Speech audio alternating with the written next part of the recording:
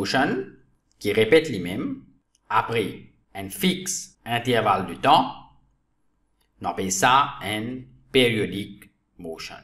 Ça fixe time interval qui nous besoin attendre pour que motion là répété, ça même qu'on appelle the time period of the motion et nous dénote as the capital letter T. Un exemple de periodic motion, c'est the motion of the moon around the earth.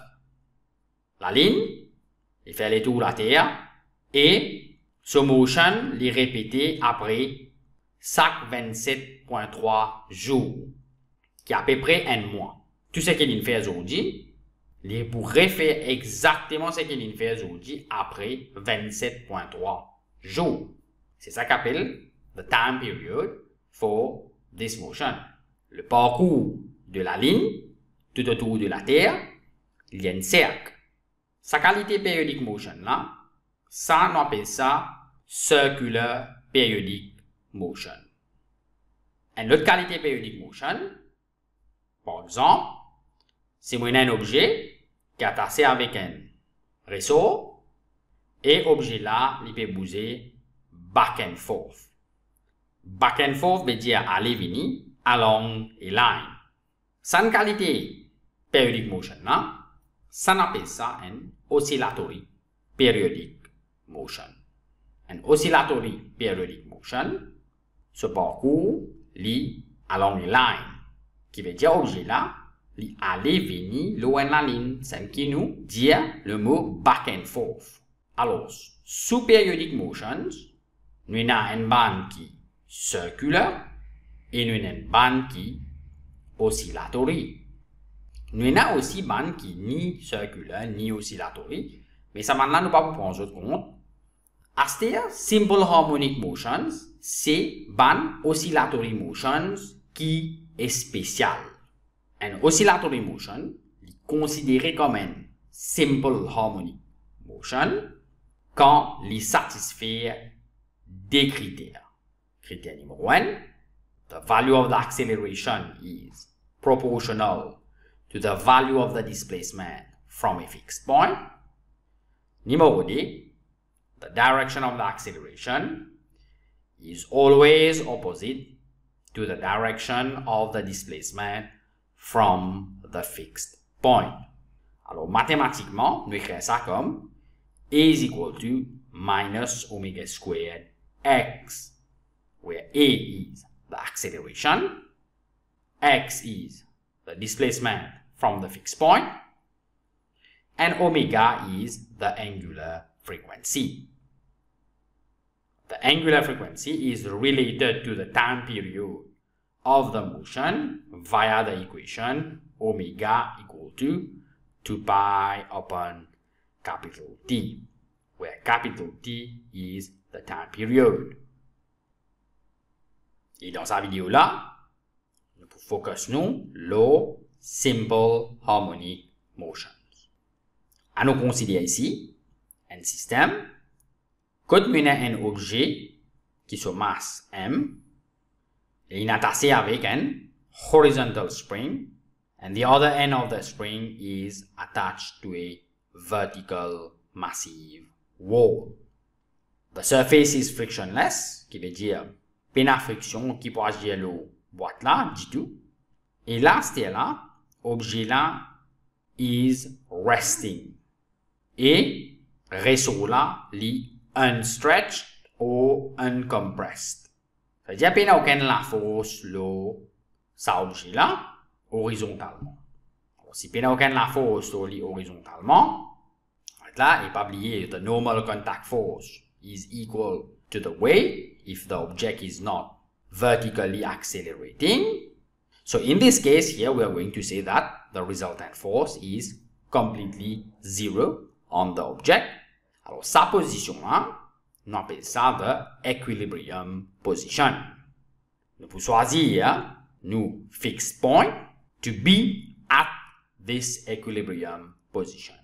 Maintenant, nous plaçons x-axis et nous plaçons d'une manière que x equal to 0 is at the fixed point and we call our fixed point x equal to 0. Last year, objet là, in set in motion. Et nous remarquons que l'objet là, il peut bouger, comme nous dit, back and forth about the fixed point x equal to 0. En d'autres mots, nous disons que l'objet là, il peut osciller about the fixed point x equal to 0. C'est-à-dire, nous considérons l'objet là à un instant quand il a un displacement x in the direction of the x-axis from x equal to 0. At this instant, the spring is extended by an amount equal to x.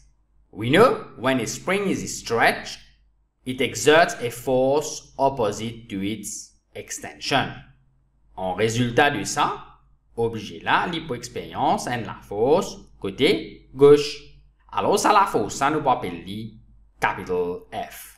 C'est si nous, spring peut obéir Hooke's law, donc, nous sommes capables d'écrire ça la force là, F equal to Kx, where K is the spring constant.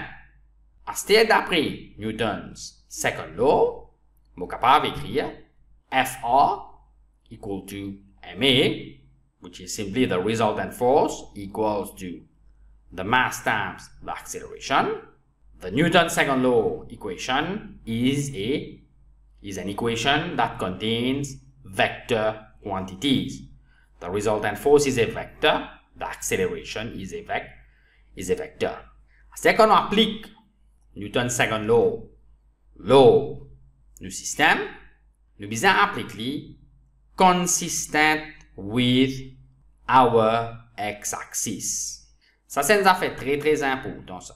Beaucoup d'élèves, parfois, quand je applique une équation qui est en vecteuse, je ne pas mettre un x-axis. Et si vous ne pas mettre un x-axis, ça veut dire que vous ne pas prendre en considération aucune notion de direction. À ce terme, vous dites, comment on interprète cette équation-là? Consistant avec nous x-axis.